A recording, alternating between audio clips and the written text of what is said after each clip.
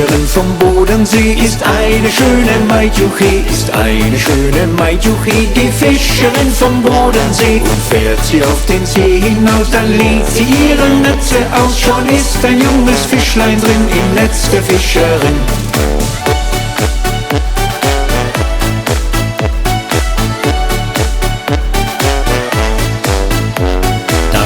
Ein alter Hecht daher, wohl übers große Schwabenmeer.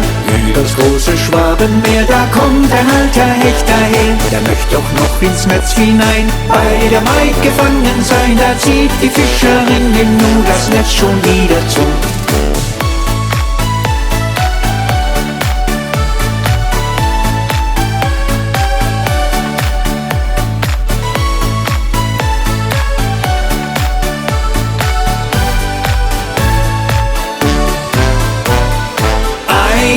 Weißer Schwan ziehet den Kahn mit der schönen Fischerin auf dem blauen See dahin. Im Abendrot schimmert das Boot, Lieder klingen von der Höhe am schönen Bodensee.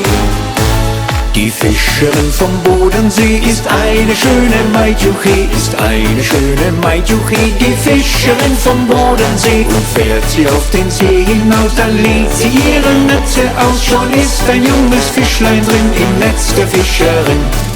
Ein weißer Schwan ziehet den Kahn mit der schönen Fischerin auf dem blauen See dahin.